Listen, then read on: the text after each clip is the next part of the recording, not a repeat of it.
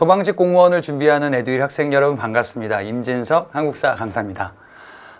모의고사를 하고 있다는 것은 여러분들이 마지막 고비를 향해 가고 있다는 사실을 의미한다라고 앞선 강의에서 계속 말씀드렸습니다.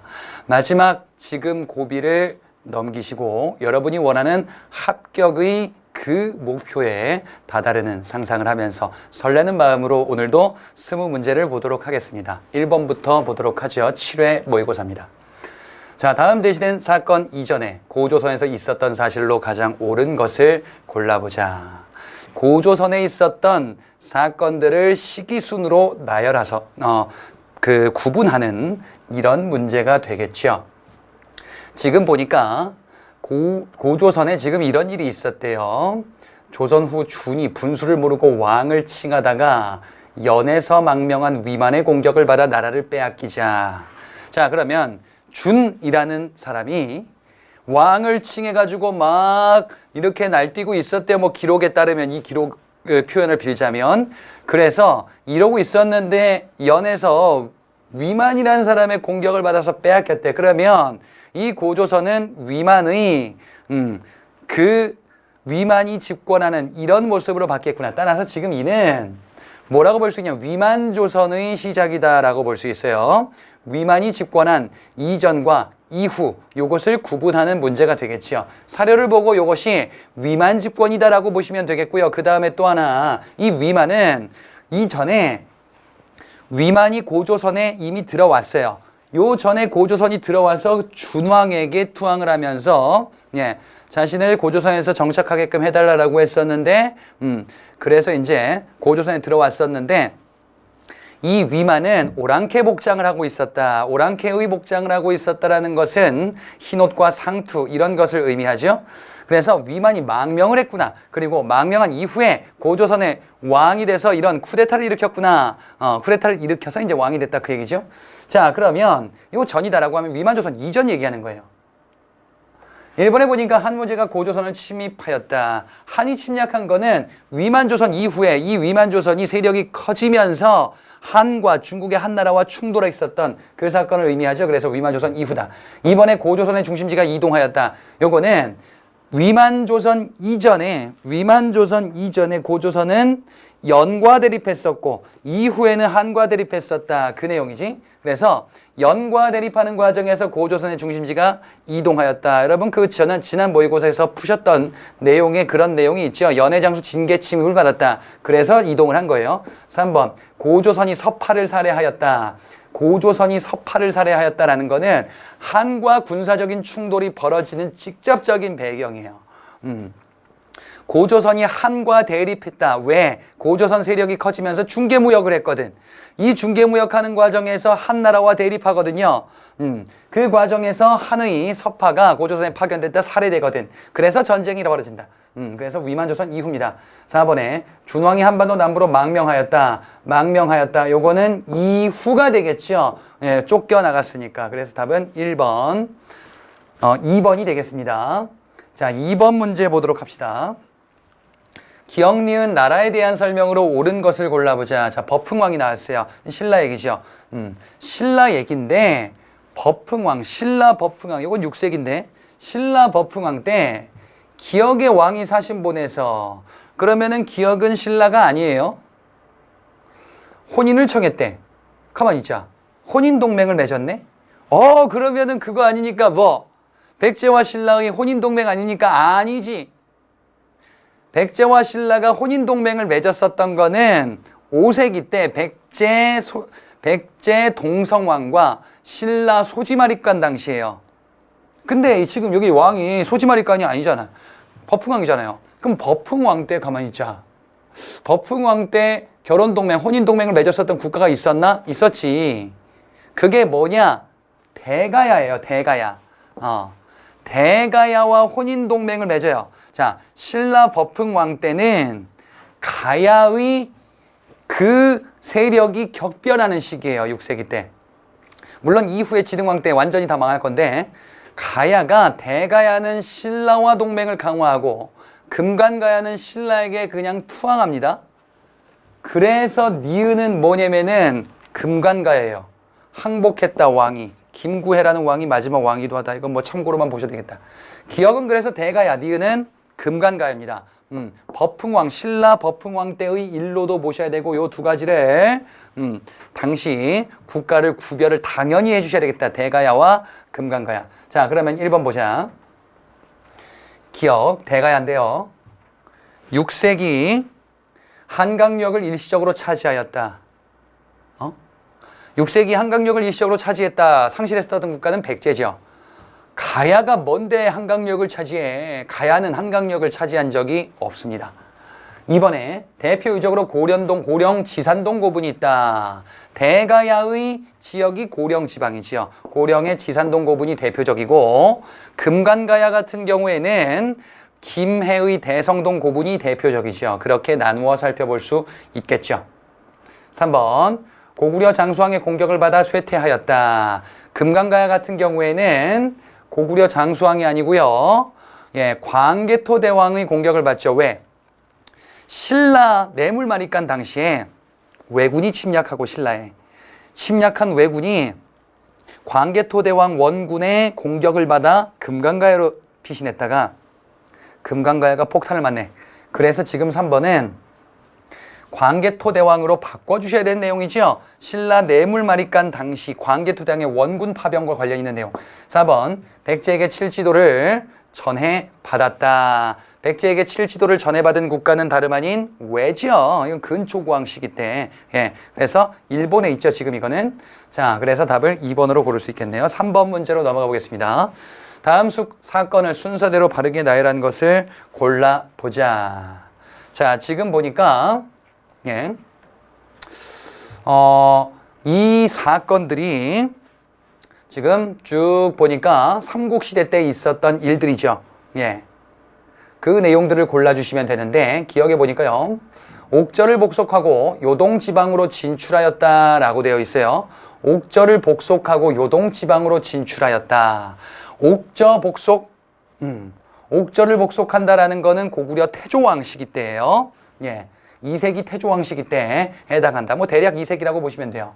예, 요동지방으로 진출하였다. 요동지방으로 진출했다. 요동, 고구려가 먹는, 고구려가 요동을 차지하는 것과 관련돼서는 태조왕, 광개토 대왕 이런 시기 때 주로 등장을 해요.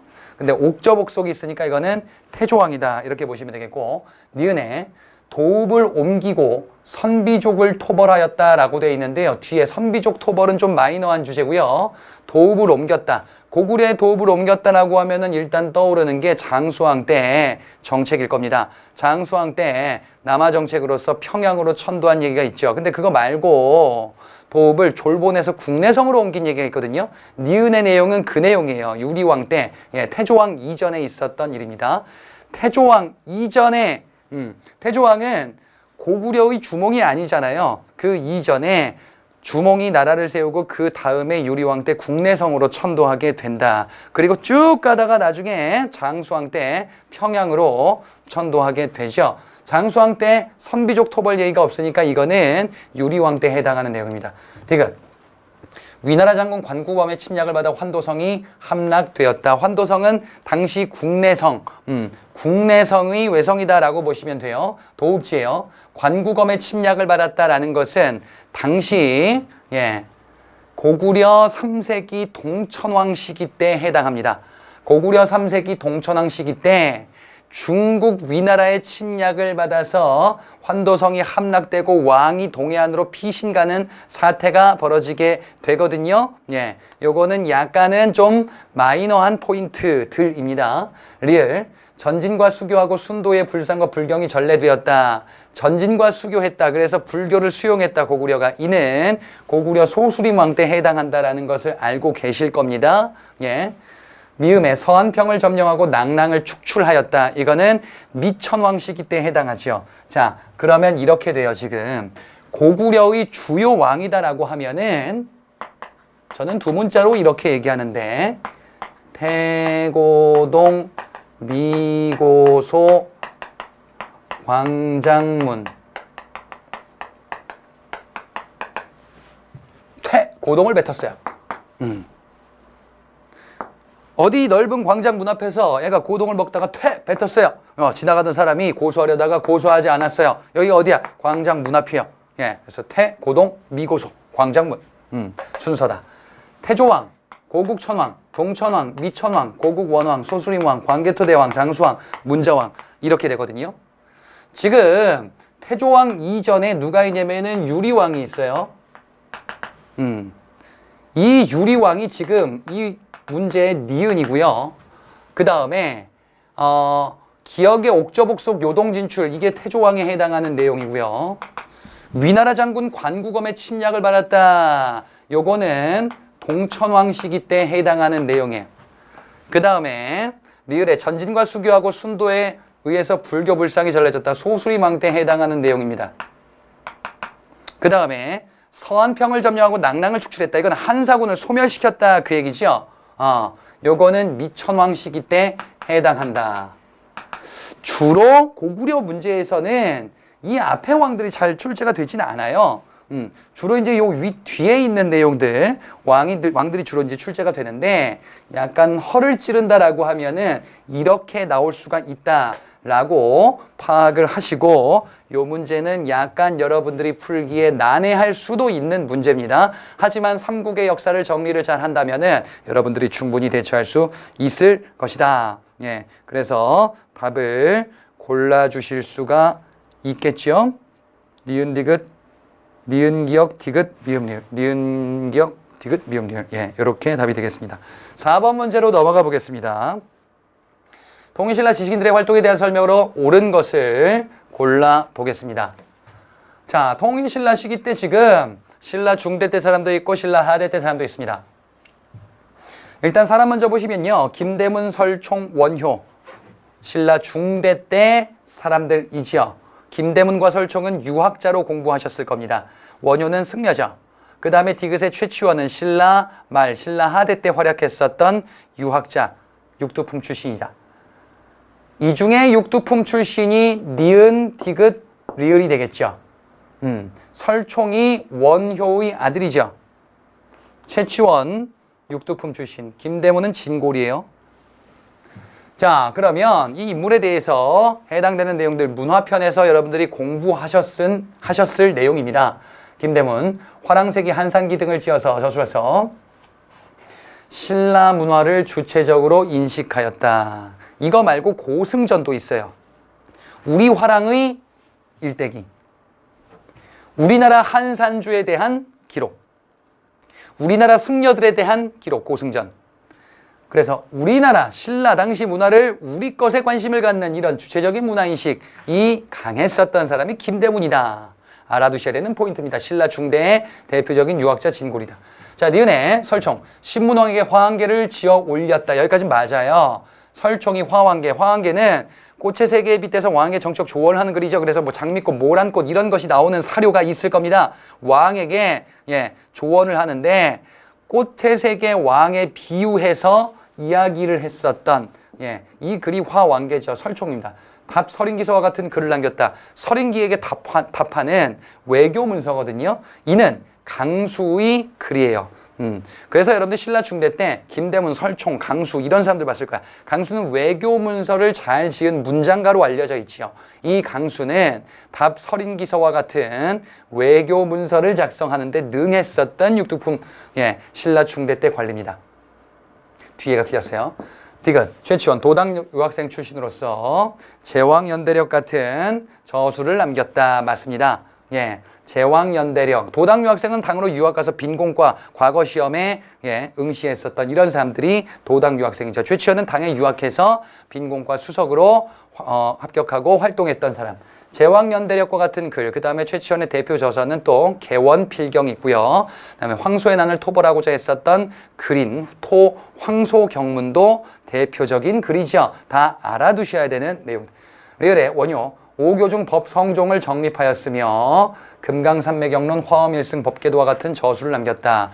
자, 오교. 요거는 이전 모의고사 해설에서 제가 말씀드렸었는데 오교 5개 알아두셔야 된다 그랬어요. 말로만 하자면은 보덕의 열반종, 그리고 자장의 계율종, 원효의 법성종, 그 다음에 의상의 화엄종, 진표의 법상종 이렇게 있지. 자, 앞에 맞습니다. 금강산매경론과 대승기 신론소와 같은 글을 남기기도 했어요. 원효는 금강산 가서 귀신 만났다. 금강산매경론, 대승기신론소. 예, 그렇게 알아두시면 안 까먹을 것 같죠? 왠지 원효다.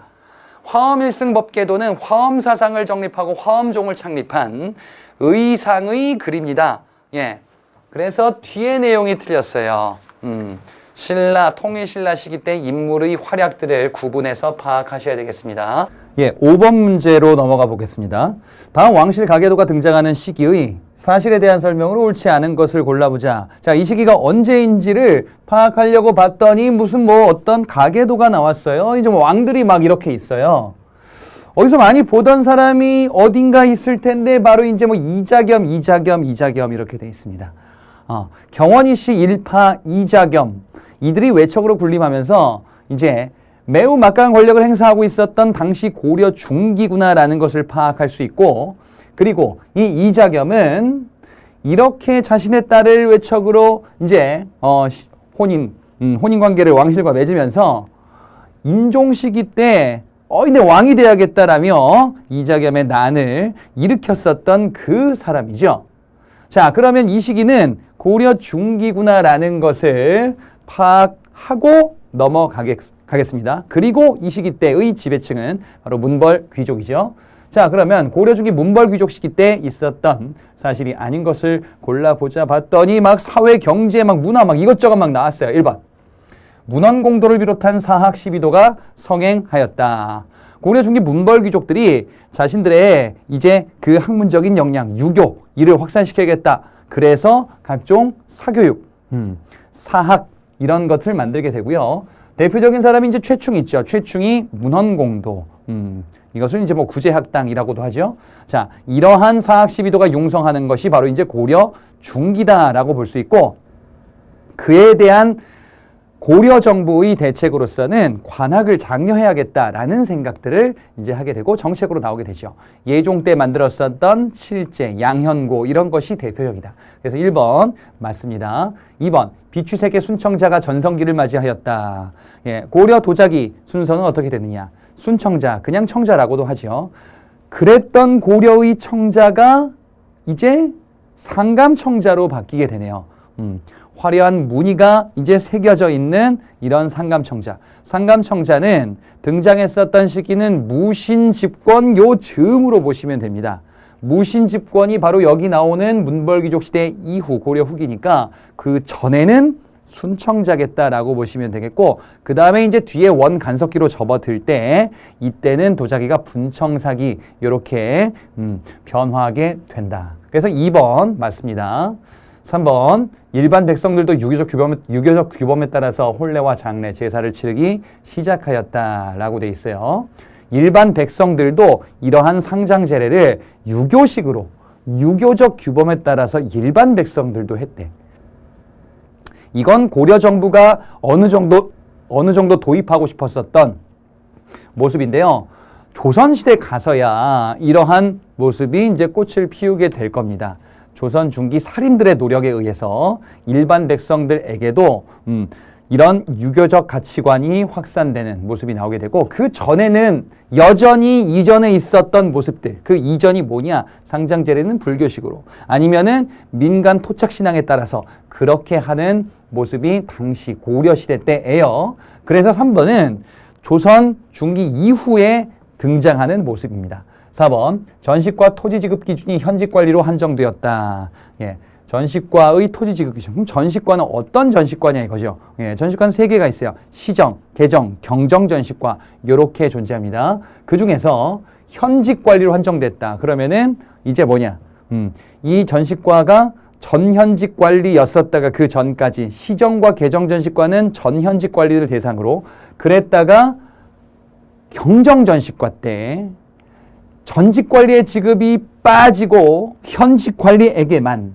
그럼 4번은 보고서 뭘 파악해야 되냐면요. 경정전식과구나. 그 이전의 개정 그리고 시정전식과가 다르구나라는 것을 파악해야 돼. 그러면 이게 경정전식과 알겠어. 그럼 경정전식과가 언젠데? 경정전시과가 시행된 시기가 문종 시기예요. 고려 중기 좀 앞부분이다. 그러면 요 시기 때는 다 경정전시과가 적용되는 시기죠. 이것이 무신집권기, 요 이후 무신집권기로 넘어가면은 이제 전시과가 붕괴되기 시작할 겁니다. 토지제도에서 여러분들이 공부하셨던 내용일 거예요. 그래서 4번 요거는 고려 중기, 문종 이후 고려 중기에 해당하니까 맞는 내용이다 라고 볼 수가 있겠습니다. 예, 5번은 그래서 4번이죠. 3번이 답이 되겠죠.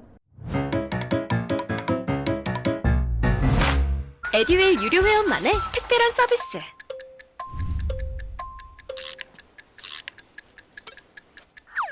하치하차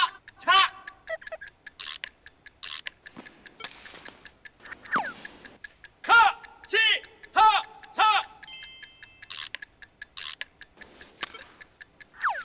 정답! 같이 하자 친구야 에듀윌 유료 회원!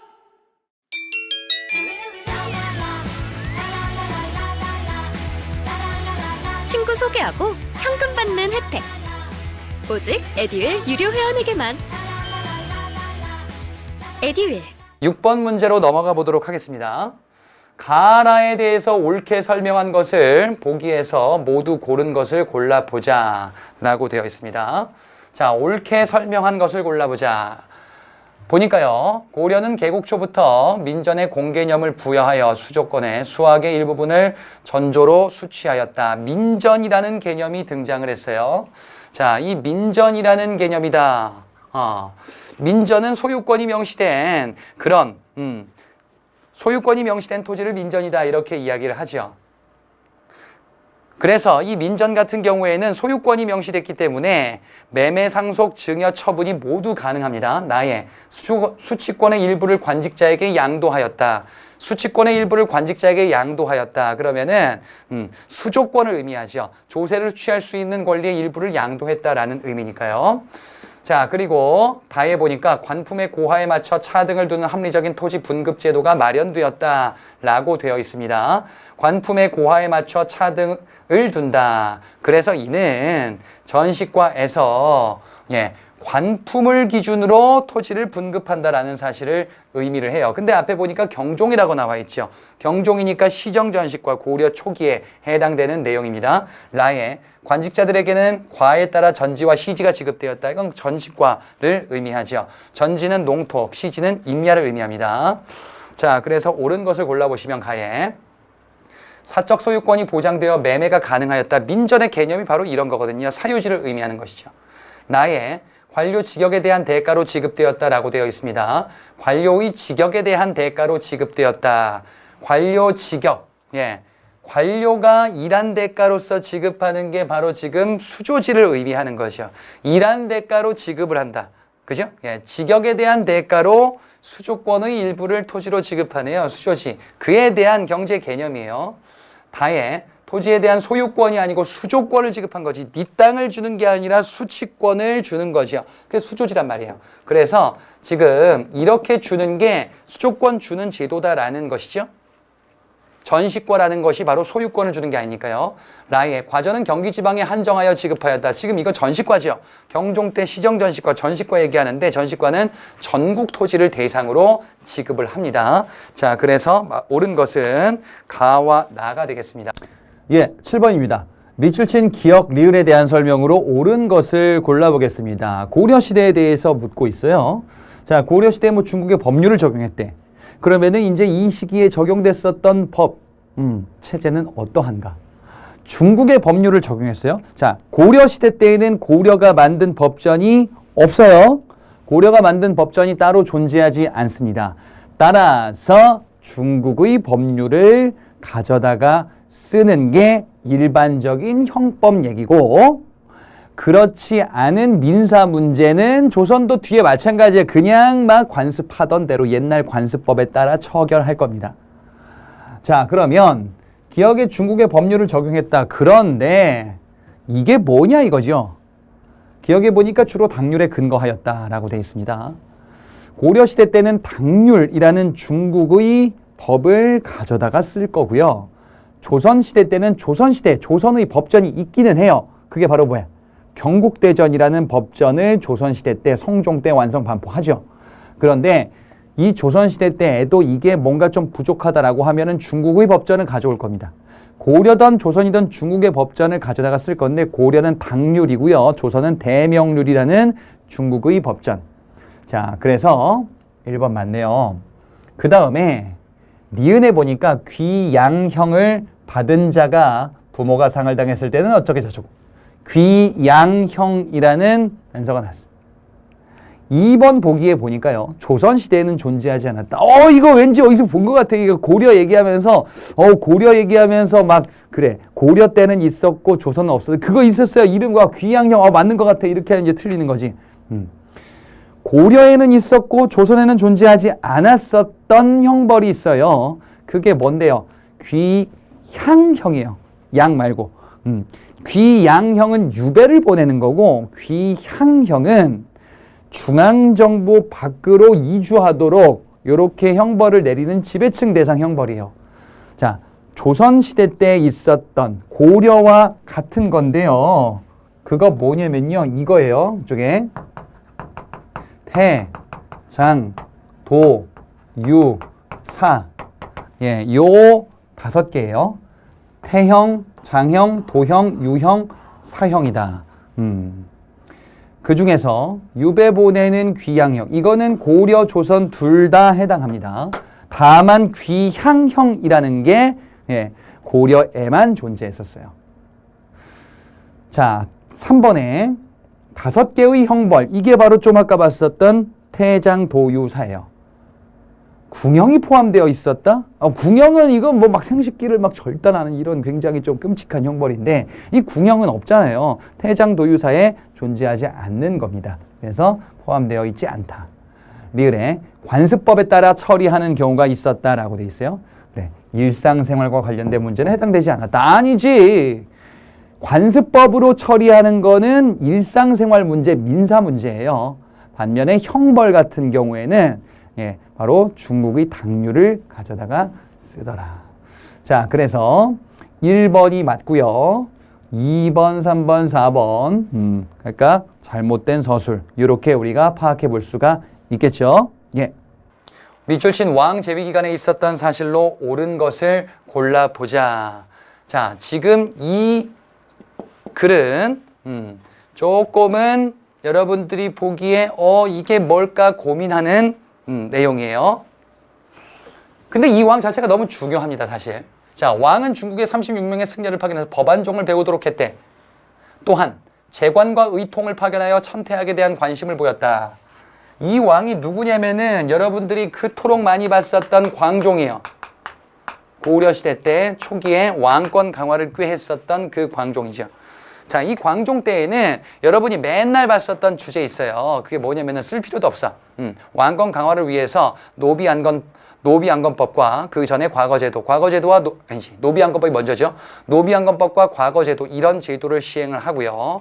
그리고 백관의 공복을 제정하면서 칭제 권한을 단행하게 되죠. 호족을 숙청하죠. 연호로서는 광덕과 준풍과 같은 연호를 제정하기도 하더라. 이런 것들이 광종 때 있었던 정책이에요. 그런데 불교와 관련해서 활약하는 승려들이 있으니 이 승려들이 있어요. 균여, 해거, 의통, 재관 이런 승려들이 있어요. 균여는 국내 교종 승려로서 교종의 통합을 꾀했었던 승려고요.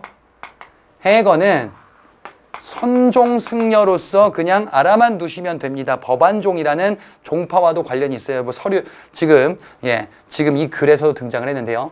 의통과 재관은 중국에서 활약하면서 중국 천태종을 부흥시키는 역할을 하기도 했었던 사람들이에요. 다 누구다? 광종이다라는 사실을 알아두시기 바랍니다. 그래서 지금 이게 법안종 해거 얘기고요. 그 다음에 재관 의통 파견했다. 광종 때 있었던 일이다. 광종의 정책을 골라주시면 됩니다. 광종은 너무 많이 봤죠. 근데 요런 포인트도 알아는 두고 가시라 이것이. 답은 1번이 되겠습니다. 백관의 사색 공복을 제정하였다. 2번은요. 사신관 제도와 기인 제도를 시행하였다. 이거는 고려 태조의 정책을 의미하죠. 3번. 자, 문신월과법을 시행해서 문치주의를 완비하였다. 요거는 성종 때 시행된 문치주의죠. 매달 시부를 지어 바치도록 했던 게 문신월과법이었습니다. 4번 신분질서 확립을 위해서 노비 환천법을 실시하였다. 노비 안건법이 고려 광종 때 정책이요. 노비 해방한 거죠.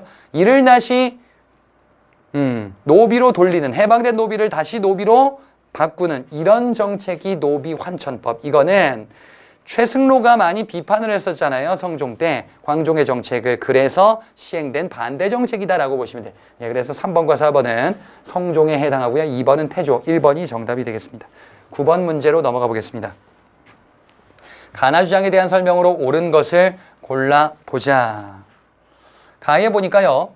화친을 맺어서 국가를 보존하는 것보다 차라리 의를 지켜 망하게 하는 것이 옳다고 했대. 어우 진짜 의를 지켜 망할 수 있대요. 근데 그거는 신하가 절개를 지킬 때 쓰이는 말이래. 그래서 어떻게 이렇게 하면 안 된다라는 거지. 예. 종묘사직을 지켜야 된다. 의를 지켜서 망하는 것은 잘못됐다라는 것을 의미하죠. 예. 그래서 결국 뭐냐, 화친을 맺어서 국가를 보존하는 것이 더 낫다라는 것을 역설적으로 이야기를 하고 있어요. 명분이냐 실리냐라고 봤을 때 실리를 취하는 요거는 바로 최명길의 주화론입니다.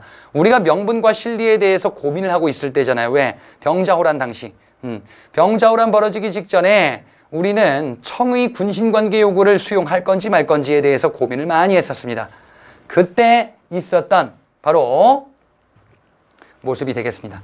예. 가는 그래서 최명길의 주화론입니다. 나는요 화의로 백성과 나라를 망치기가 오늘같이 심한 적이 없었다. 중국은 부모고 오랑캐는 원수래.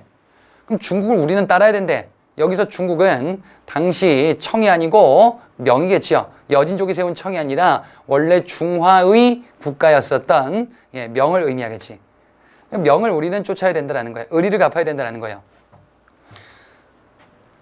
명분을 지켜야 된다는 주전론이 되겠습니다. 그래서 가는 주화론, 나는 주전론. 가는 실리를 추구하고자 했었던 것이고요. 나는 명분을 추구했었던 그런 태도다라고 볼 수 있죠. 예, 병자호란 당시 주화론과 주전론의 대립이다 라고 보시면 되겠습니다. 자, 그러면 1번에 보겠습니다. 가의 윤집 김상원의 입장이다.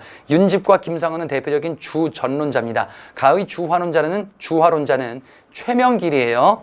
자, 틀렸습니다. 2번에 가의 태도는 병자호란 발발을 야기하였다라고 되어 있습니다. 가의 태도가 화친맺자인데 병자호란 발발을 야기했었던 거는 싸우자. 그래서 청이 쳐들어 왔다라는 거지. 주전론자의 입장이 강경해져서 나온 모습이다. 3번 실학자들의 북학론으로 발전하였다. 실학자의 북학론은 청의 문물을 받아들이자예요. 청의 문물을 받아들이자는 가가 아니고요. 예, 가죠. 나 같은 경우에는 청과 싸우자라는 것이니까 3번은 답이 될 수가 없겠다. 4번 나의 견해 주전론이죠. 숙종 때 만동묘 건립으로 이어졌다. 명분을 강조했었던 거죠. 명나라를 섬겨야 된다. 그래서 명나라 제사 사당을 만든 게 만동묘, 대보단 이런 겁니다. 만동묘와 대보단은 명분론에 입각한 그런 사당이다라고 파악하고 가시기 바랍니다. 답은 4번 10번 문제로 가보겠습니다. 밑줄 친 왕에 대한 설명으로 옳은 것을 골라보자. 자, 이렇게 나와 있습니다. 지금 이게 뭔가 보니까 뭐 성삼문이 아버지 성승 및 박팽년 등과 함께 상왕의 복위를 도모하고자 거사를 하려고 했었대. 상왕의 복위를 도모하고자 했대. 근데 체포됐대요. 그죠? 상왕을 복위시키려고 했었다. 그래서 결국 이 사람 죽겠죠. 이거는 집현전 학자들이었었던 성삼문 박팽년, 이들이 일으켰었던 단종 복위 운동이에요. 수양대군, 세조로 왕위에 오르겠죠. 수양대군에 의해서 쫓겨났었던 단종, 단종을 복위시키려는 운동이 벌어지게 되고, 이것이 바로 이제 이전 집현전의 학자들을 중심으로 전개되었으나 결국 실패로 끝나게 되지. 그래서 결국 이들은 죽게 됩니다. 사육신이 되겠죠? 세조가 왕위에 오른 그 직후의 모습이에요. 그래서 이 왕은 누구냐? 수양대군 세조입니다. 세조의 정책을 옳은 것을 골라주시면 되겠어요. 1번 1, 2차 왕자의 난을 진압하고 권력을 장악했다. 이 사람은 태종이죠. 2번 공신들 견제하기 위해서 살인 조광조를 등용하였다. 조광조 등용은 언제입니까? 이거는 조선 중기에 해당합니다. 중종 때에 해당하는 내용이죠. 3번 함길도 토착 세력이 일으킨 이시의 난을 진압하였다. 이시의 난이 바로 세조 때 있었던 난이에요. 함경도 지방에서 일으켰던 난이다. 함길도는 뭡니까? 당시에 함경도 전에 함길도라고 불렸었어요. 이게 나중에 함경도로 바뀐 건데 이거는 참고로만 보셔도 됩니다. 이시의 난, 세조 때 있었던 난이고 이를 계기로 유향소가 폐지되는 이런 사태로 이어지게 될 겁니다. 4번 임목대비 유패와 영창대군 사사를 명분으로 폐위되었다. 자, 폐위된 왕 광해군이죠. 광해군은 임목대비 유패와 영창대군 사사, 바로 이게 뭐야? 네 글자로 하면은 폐모살제를 구실로 하여 폐위되게 된다라고 보셨을 겁니다. 이게 바로 폐모살제죠. 자, 답은 그래서 3번이 되겠습니다. 11번 문제 보겠습니다. 다음 조선시대 어느 관리 과상 일과입니다. 관청에 대해서 옳은 것을 골라보자. 그가 재직하는 관청은 정기적인 업무가 있는 관서가 아니었었대요. 근데 왕의 동정을 살피고 잘못을 지적하는 간쟁과 정치에 대해서 논박하는 것이었었대요. 그래서 왕의 정책에 대해서 비판적인 이런 간쟁 업무들을 주로 하는구나 라는 것을 파악해 볼 수가 있죠. 그래서 자유로운 분위기에서 토론하기도 한대요. 소신껏 발언할 수도 있겠지. 그러니까 언론기관 얘기하는 거죠. 조선시대 때 언론기관이다라고 하면은 사간원과 사헌부가 서경간쟁 봉박의 기능을 담당한다라고 보셨을 거예요. 예, 사간원과 사헌부가 서경간쟁 봉박의 기능을 담당을 하죠. 예, 서경권, 간쟁권 이런 것에 대해서 소개되어 있단 말이지. 자, 그러면 보기를 한번 보도록 하겠습니다. 기억에 삼정승으로 구성되어 국정을 총괄하였다. 예, 이들은 언론 기능이죠. 비판하는 기능이에요. 근데 국정을 총괄한다. 예, 조선시대 때 전기에는 의정부, 후기에는 비변사가 이를 맡게 되지. 답이 될 수 없다. 삼정승은 게다가 의정부에 해당하는 내용이죠. 니은에 오품위하 관리 임명에 대한 동의권을 행사하였다. 이게 뭐냐? 서경권이에요.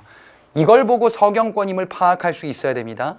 서경권은 하급관리 임명 동의권이에요. 이를 거부하면은 임명이 불가능하다. 그래서 왕권을 견제하는 역할을 담당하죠. 디귿에 왕명 출납을 담당하는 비서기구로서 기능하였다. 이건 따로 있죠. 왕권을 뒷받침하는 기구인 바로 승정원에 해당하는 내용이 되겠다. 리을에 고려시대 중서문화성의 낭사와 임무가 유사하다. 고려시대 중서문화성의 낭사가 했었던 게 서경간쟁 봉박이죠. 이 관리들을, 이 낭사라는 관리들을 독립기관화시킨 게 사간원이죠. 그죠? 예. 그리고 관리 감찰 기능을 수행하는 게 고려시대 때 어사대였었는데 이게 조선의 사헌부가 된 거지. 제가 지금 이 얘기하는 거야. 뭐야? 고려시대 때 중서문화성의 낭사와 어사대 관원들이 서경간쟁 봉박의 기능을 수행하잖아요. 이게 언론 기능이란 말이지. 이게 지금 앞에는 고려시대예요. 근데 조선시대 때 이걸 독립기관화 한단 말이지. 이 낭사를. 그게 바로 뭐냐? 사헌부다. 아니지. 사간원이다. 어사대가 사헌부죠. 간쟁 기능하는 사헌부. 낭사와 기능이 유사하다. 그 얘기입니다. 자, 그래서 답은 니은과 리을 이렇게 두 가지로 볼 수 있습니다. 자, 12번 문제 보겠습니다. 미줄친 도서에 대한 탐구활동으로 가장 적절한 것을 골라보자. 재물역사학자 박병선 박사는 프랑스로 유학 가면서 외교장각 의궤를 찾기 위해 노력했대요. 그래서 도서들을 발견했나 봐. 프랑스에서. 그 도서가 외교장각 도서들이겠지요. 그 중에 하나가 의궤겠지요. 그래. 그러면 지금 외교장각 도서가 프랑스에 있었는데 이것을 발견해서 국내로 들여오려는 노력을 하겠구나. 지금은 국내로 반환이 되었겠구나. 외교장각 도서가 프랑스에 있었죠. 프랑스가 약탈해 갔었던 도서들이었었어요. 프랑스가 약탈해 갔었던 외교장각 도서를 우리가 반환받게 되는데 그렇게 약탈됐었던 배경이 바로 흥선대원군 시기 때 있었던 병인양요 때 벌어진 일이지. 병인양요에 대해서 당시에 벌어졌었던 게 이제 외교장 도서 약탈이었습니다. 자, 그에 대해서 옳은 것을 골라주시면 되겠습니다. 1번의 조선책략 내용을 분석해 본다. 이건 황준신의 조선책략. 자, 지금 이 외교장각 도서와는 관련이 없죠. 황준신의 조선책략이 국내에 유포되면서 위정척사 운동이 활발해지고 조미소 통상조약이 체결되는 배경이 된다라는 것을 보셨을까? 왜? 여기 내용이 미국과의 수교 얘기거든. 그죠? 예, 미국과 수교를 할 건지 말 건지 그에 대한 논란이었었죠. 이번에 어제연 활약상. 어제연이 활약했었던 것, 광성보 전투에서 활약했었던 게 바로 미국이 침입했었던 신미양요의 모습이다. 그래서 2번은 답이 될 수가 없겠다. 3번이 정답이죠. 정족산성과 문수산성, 양원수와 한성근이 활약했었던 이게 바로 프랑스가 침입했었던 병인양요 때 모습이다. 4번의 제너럴 셔머너 사건의 결과가 바로 2번에 있는 신미양요, 미국이 침입했었던 사건이죠. 제너럴 셔머너 사건, 미국의 배가 평양에서 침몰되고 그것을 구실로 미국이 침략했구나. 예, 답은 병인양요 찾아라 3번입니다. 다음 13번 문제 보겠습니다. 강화도 조약 체결 직후 기억리을에 대한 설명. 자, 강화도 조약 체결을 계기로 조선은 문호를 개방했습니다. 기억에 개혁기구를 설치했어요. 강화도 조약 체결을 계기로 개혁기구를 두었었던 게 바로 통리기무화문이라는 초기 개화정책 개혁 추진기구죠. 통리기무화문을 두고 군사제도로서는 별기군이라는 신식군대를 창설하게 된다라는 것을 보셨을 겁니다. 자, 그래서 기억은 통리기무화문이에요. 근데 기억에 보니까 교정청 설치라고 나오니까 오답이죠. 교정청은 동학농민운동 당시 정부가 수립했었던 기구입니다. 농민은 집강소, 정부는 교정청. 니은에 새로운 인사를 등용하였다. 이때 새로운 인사는 개혁을 하기 위한, 개화정책을 하기 위한, 이게 개화정책 추진기구니까 개화정책을 하기 위한 개화파 인사들이겠죠. 그런데 이항로와 기정진은 어디서 보셨냐면 위정척사론자들에서 봤거든요. 위정척사론자들인 이항로와 기정진, 이때가 아니겠죠. 개화파 인사들을 등용하겠죠. 당시에. 그래서 답이 될 수 없고요. 3번. 자, 군대 조직을 개편하는데 군사 조직을 이영과 별기군으로 개편하였다. 그렇지. 기존의 5군형 군대를 이영. 이영은 무위영과 장어영이라는 군대가 있을 거야. 그리고 별기군이라는 신식 군대로 개편하게 될 것이다. 디귿 맞습니다. 리을에 일본과 청해 사신단을 파견했다. 일본의 수신사 청해 조사시찰단을 파견하였다. 조사시찰단도 일본에 파견한 거죠. 청해는 뭘요? 영선사를 파견하지. 일본의 1, 2차 수신사 그리고 조사시찰단, 청해 영선사 그리고 이후에 미국에는 보빙사 이런 사절들을 초기 개화 시기 때 파견하게 된다는 것을 보셨을 거예요. 그래서 뒤에 내용이 틀렸다. 답은 3번입니다. 14번 문제 보겠습니다.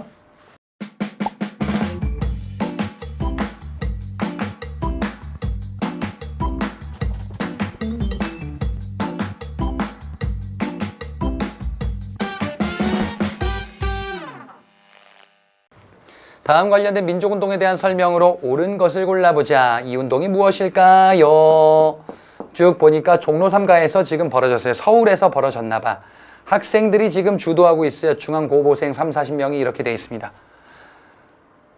조선학생과학연구회라고 돼 있어요. 학생과학연구회는 1920년대 학생단체인데 학생단체들이 나오는 시기는 1920년대로 보시면 되거든요.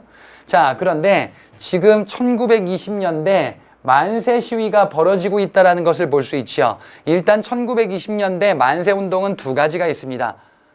뭐가 있냐면은 60만세 운동과 광주 학생 항일 운동이 있어요. 60만세 운동은 순종의 서거를 기점으로 일어났었던 운동이고요. 그 다음에 광주 학생 항일 운동은 일본인 학생과 조선인 학생의 충돌로 벌어진 이런 일이다라고 볼 수 있죠. 광주 학생 항일 운동은 광주 지역에서 시작됐겠죠. 근데 이건 서울 지역이죠. 그래서 이건 뭐다? 60 만세 운동임을 파악할 수가 있겠습니다.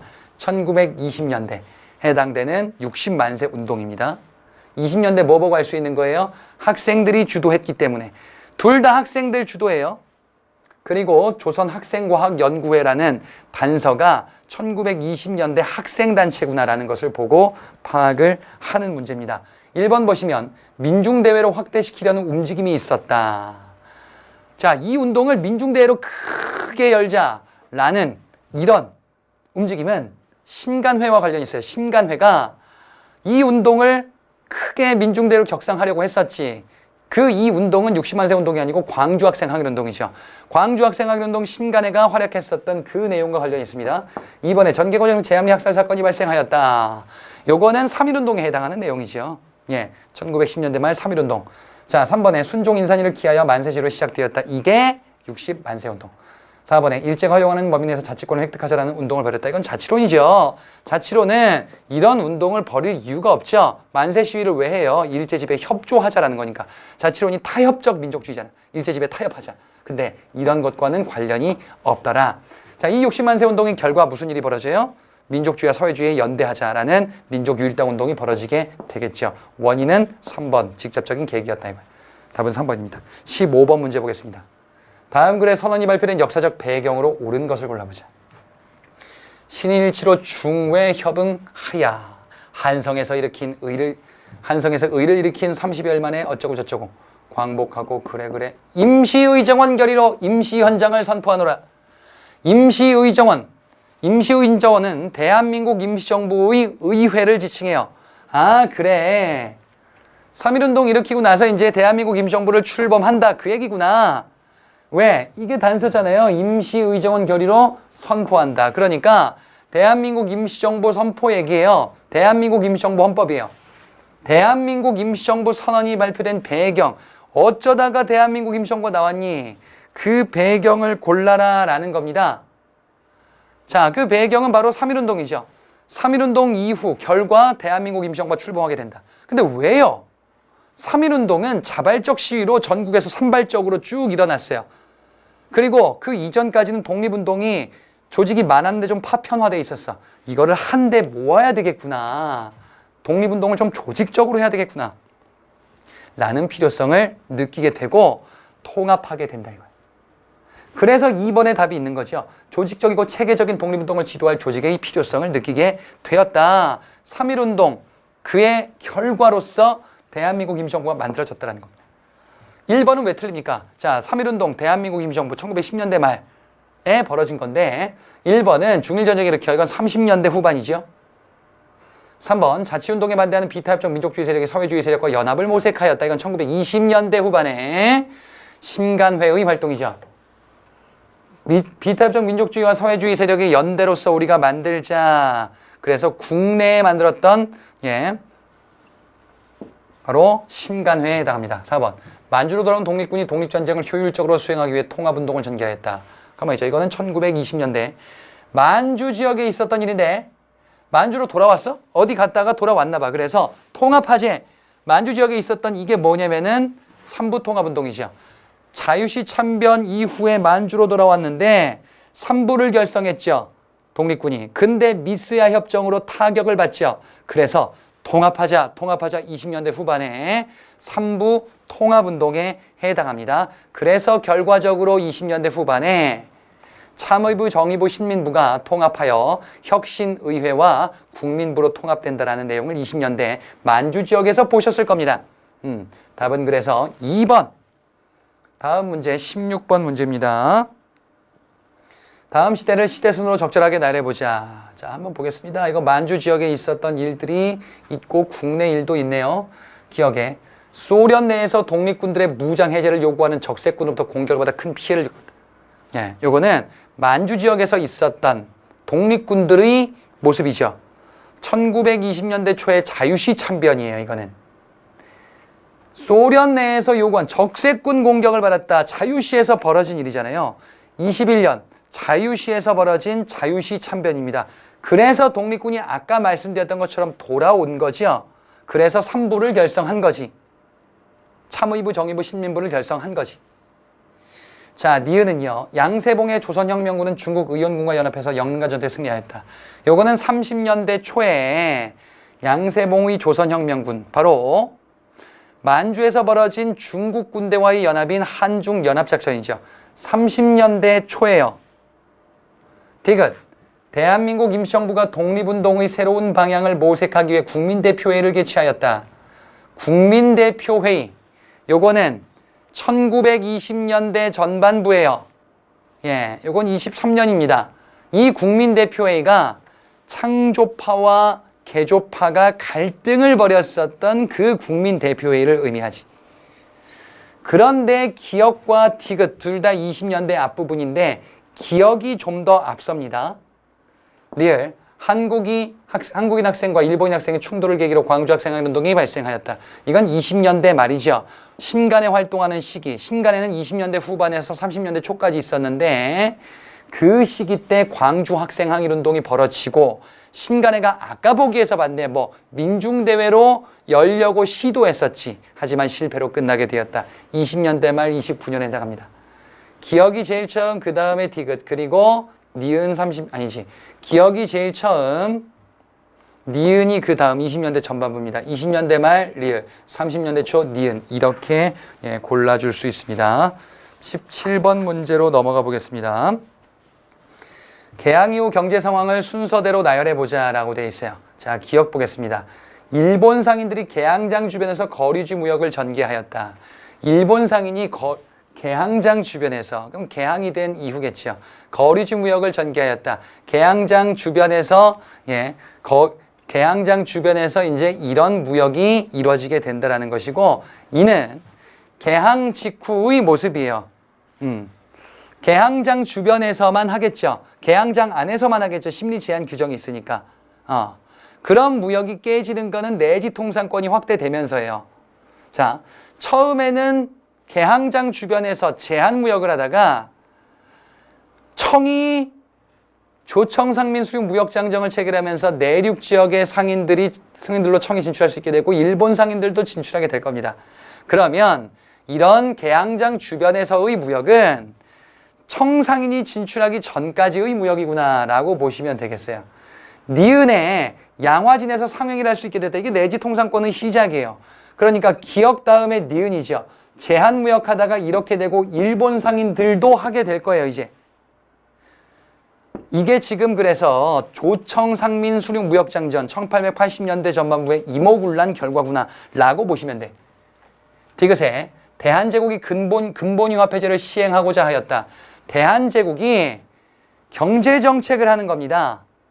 본래는 은본위 화폐제였었는데 이거 약간 좀 마이너한 포인트인데요. 1차 갑오개혁 때 은본위 화폐제도가 있어요.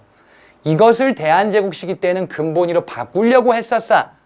그리고 은행 설립을 장려하기도 합니다. 한성은행, 조선은행, 천일은행 이런 은행 설립을 장려하기도 해요. 대한제국 시기 때 식사능업 정책, 상공업 육성 정책 보셨을 거야. 그걸 지원하는 정책이에요. 리을은요. 일본이 동양척식 주식회사를 설립하였다. 이거는 나라 망하기 직전이에요. 1908년 국권을 빼앗기는 시기 때 동양척식 주식회사를 두어서 약탈한 토지들을 관리하는 기능을 수행할 거예요. 그래서 기역은 이모군란 전까지 1870년대에서 80년대 초까지, 그 다음에 내지 통상권이 부여됐던 니은 80년대 초부터, 그리고 디귿은 대한제국 시기인 1900년대 전반부쯤이다라고 보시면 돼요. 리을은 1900년대 후반부, 국권을 빼앗기는 시기. 그래서 이 동양척식 주식회사는 일제강점기 이후에 시행된 토지조사 사업의 기구로 활용되기도 하지요. 다음 문제 보겠습니다. 18번 문제입니다.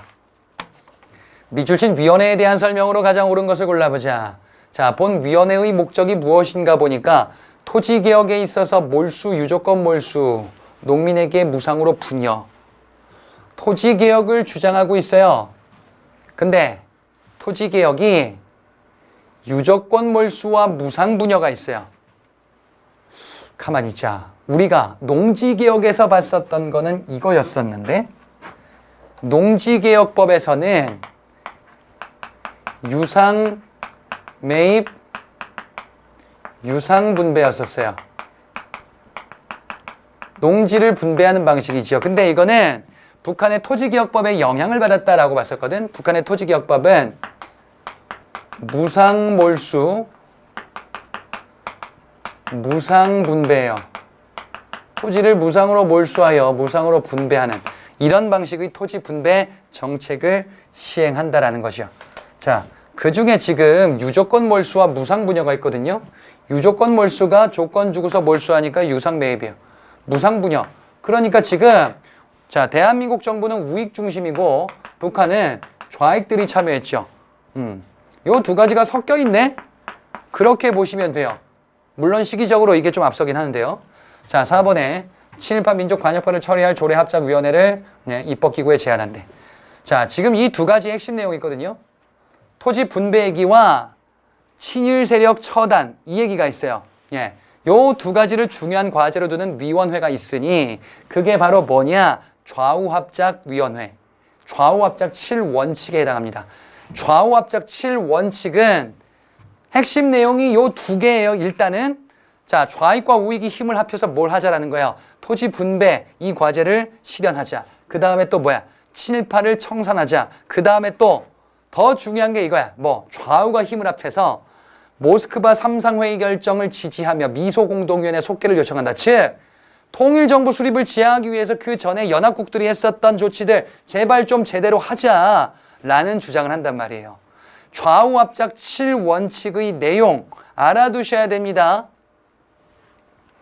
그래서 옳은 것을 골라주시면 3번에 있어요. 이거 말고 또 뭐다? 모스크바 3국 외상회의 결정을 지지하는 그 내용까지 같은 맥락이지. 왜? 모스크바 3국 외상회의 결정 지지하니까 그 후속 조치인 미소공동위원회도 속개를 요청하는 거예요. 예, 답은 3번이 되겠습니다. 19번 문제 보겠습니다. 해방 이후 대한민국 정부 수립 과정을 시대순으로 바르게 나열한 것을 골라보자. 자, 해방 이후입니다. 기억해. 제주도 파병과 정부에 반대하는 군인들이 반란 일으켰다. 자, 요거는 제주도 파병에 반대한대요. 제주도에 무슨 일이 있었나 봐? 군인들이 반란 일으켰다. 그러면 제주도에서 있었던 일이 아니고 거기에 파병되는 군인들이 반란 일으켰네. 이게 바로 여수 순천 19 사건. 이는 정부 수립 직후에 벌어진 일이지요. 대한민국 정부 수립이 되고 대한민국 정부 수립되기 전에 있었던 게 제주도에서의 4.3 사건이잖아요. 이 4.3 사건 진압하려고 군이 파견됐다가 거기서 반란이 일어났다. 그게 여수 순천 19 사건이다. 정부 수립 직후예요. 그 다음에 니은에 보시면 유엔 소총의 결의에 따라서 총선거를 실시하였다. 정부 수립 전이죠. 총선거 실시. 이게 단독 정부 수립 결정이잖아. 그래서 실시에 따라 정부가 수립되었다라는 것이지. 수립된 이후에 기업과 같은 여수 순천 19 사건이 벌어졌다 이거. 디귿. 치안대 조직하고 조선인민공화국 수립을 선포하였다. 이거는 광복 직후 조선건국준비위원회의 활동이죠. 조선건국준비위원회가 이런 활동을 전개했죠. 하지만 미군정에서 부정된다는 것을 봤죠. 리얼. 좌우익 정치세력의 힘을 합치는 좌우합작운동 전개했다. 아까 사례에서 봤네. 좌우합작운동의 결과 만들어진 게 좌우합작위원회. 그리고 발표한 게 좌우합작 7원칙이었다. 이거는 유엔으로 넘어가기 전의 일입니다. 미소공동, 미국과 소련이 잘 합의를 해라라고 얘기하는 거니까 유엔으로 넘어가기 전에 유엔으로 넘어가서는 이런 결정을 한 것이. 자, 그러면 디귿이 광복 직후, 그 다음에 리얼, 그리고 유엔 넘어가서 니은, 그리고 정부 수립 이후의 기억, 이렇게 나열할 수가 있겠습니다. 자, 다음 20번 문제 보겠습니다. 다음 관련된 민주화운동에 대한 설명으로 가장 옳은 것을 골라보자. 우리는 왜 총을 들 수밖에 없었는가? 대답은 간단하대. 총을 들 수밖에 없었던 이유에 대해서 얘기하고 있어요. 총을 들었어요? 그래, 무장했나 봐요. 지금 보니까 17일부터 야간에 계엄령을 확대 선포하고 라고 되어 있습니다. 17일에 계엄령 선포해서 강력하게 통제를 하니까 우리는 어쩔 수 없이 총을 들었다라고 이야기를 하고 있어요. 5.17 비상계엄 확대 조치에 반발하며 신군부에 대항했었던 5.18 민주화 운동이죠. 5.18 민주화 운동의 핵심 키워드는 시민들이 무장하고 시민군을 조직했다는 거예요. 당시 전두환 신군부는 이를 무자비하게 진압하게 되죠. 자, 그래서 이게 뭐다? 1980년 신군부에 저항했었던 5.18 민주화 운동입니다. 자, 그러면 옳은 것을 보겠습니다. 1번, 당시 정부의 굴욕적 외교 정책을 비판하였다. 이건 박정희 정부 때 있었던 6.3 시위에 해당하죠. 한일 국교 정상화, 일본에 이렇게 할 필요가 없다 라면서 굴욕적 이런 정책을 철회해라 라는 운동, 1965년, 64년 6.3 시위에 해당합니다. 2번에 당시 학생들은 비상계엄령 해제를 요구했다. 이게 정답이죠. 3번, 이는 이후 6.29 민주화 선언이 일단락되었다. 6.29 민주화 선언은 6월 항쟁에 해당하는 내용이죠. 전두환 정권 말기에 있었던 직선제 개헌 요구. 직선제로 바꿔달라. 정부가 4.13 호원 조치로 안 돼 하니까 일어났던 게 6월 민주항쟁이죠. 그 결과 정부가 알았어 바꾸겠다 하면서 6.29 선언으로 이어지게 되죠. 자, 4번에 부산대학교 학생 중심으로 유신체제에 대한 저항운동이 발생하였다. 유신체제에 대한 저항운동이라고 되어 있는데요. 유신체제가 아니죠. 신군부 때죠. 요거는 유신체제 당시에 있었던 부마항쟁에 해당합니다. 부마항쟁 당시에 부산과 마산에서 벌어졌었죠. 유신 말기 때 있었던 일이고 그 결과 이후에 박정희는 11.6 사태로 결국 죽게 되더라라는 것을 보셨을 겁니다. 자, 이렇게 7회 모의고사를 마무리했습니다. 저는 8회 때 찾아뵙도록 하겠습니다. 수고하셨습니다.